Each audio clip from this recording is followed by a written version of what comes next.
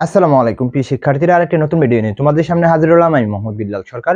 বর্তমানে পড়াশোনা করছি রাজশাহী ইউনিভার্সিটি।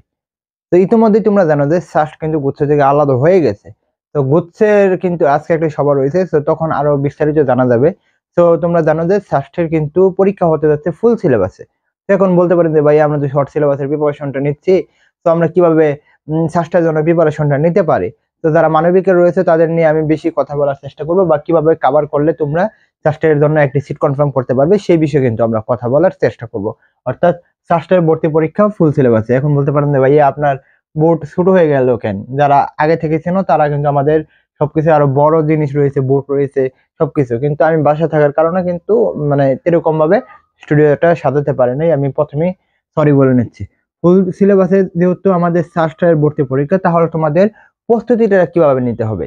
প্রথম যদি বলি, ফুল সিলেবাসকে তোমরা যে দেখতেছো ফুল সিলেবাস কিন্তু এখান থেকে না, তুমি ধরে রাখতে পারো যে শর্ট সিলেবাস। শর্ট সিলেবাস থেকে এখান থেকে 70% কোশ্চেন আসবে। কি?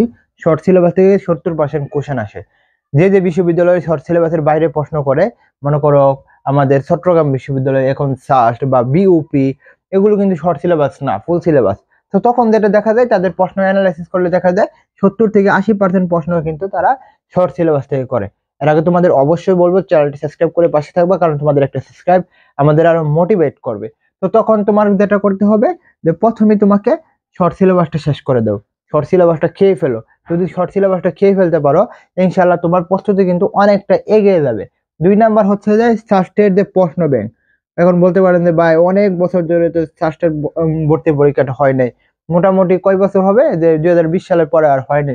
তো প্রশ্ন ব্যাংকটা দেখলে হবে। হ্যাঁ, প্রশ্ন ব্যাংক তোমরা গুগল গুগলে যদি সার্চ করো, যে সাস্টের A unit, B unit, C unit, যেটাই বলো, সেই প্রশ্ন ব্যাংক কিন্তু তোমরা ওইখানে পাবে। অর্থাৎ তোমরা প্রশ্ন ব্যাংক যেটা করবা, বা প্রশ্ন ব্যাংক তোমাদের সাস্টের জন্য কিন্তু কিনতেও পাবা, অনেকজনে বার করছে দেখছি। তো প্রশ্ন ব্যাংক যেটা করবে, সেই প্রশ্ন ব্যাংকটা তোমরা একেবারে পড়ে ফেলবা না। তোমরা যেটা করবা, যে প্রশ্নের প্যাটার্নটা দেখবা, এবং প্রশ্নের প্যাটার্নটা দেখবা কি? কঠিন। প্রশ্নের প্যাটার্নটা কি? কঠিন। কারণ সাস্টের প্রশ্নের প্যাটার্নটাই হচ্ছে কঠিন। কারণ হচ্ছে যে সাস্টের প্রশ্ন এরকম হয় যে অনেকজনে বুয়েটের প্রশ্নকে হার মানায়, কিন্তু এটা কতটুকু সত্যি এটা ভাববার বিষয়। কারণ হচ্ছে বুয়েট আর সাস্ট কখনো এক হবে না, তাই না? তো প্রশ্ন ব্যাংকটা দেখার সাথে সাথে তুমি কিন্তু এখানে টপিক সিলেক্ট করতে পারবা। কি? টপিক সিলেক্ট করতে পারবা। টপিক সিলেক্ট যখন করে ফেলবে, এই টপিক অনুযায়ী একটা রুটিন তৈরি করে ফেলবে। কি? রুটিন।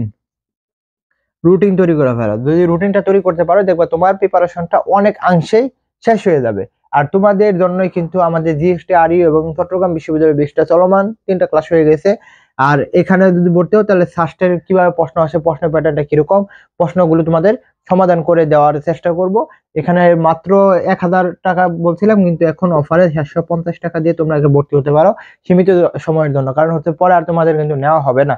তো এখানে ভর্তি হলে আর বাংলা ইংলিশ জিকের যে একদম বেস্টটা এখানে ফ্রি পাবে, 70টি পরীক্ষা। এবং যেটা হচ্ছে, এখানে আমাদের স্লাইডের ক্লাসগুলো হবে, প্লাস হচ্ছে পিডিএফ দেওয়া হবে, এবং তোমাদের কাছ থেকে কিভাবে পড়া আদায় করতে হয় সেটা আমার জানা আছে।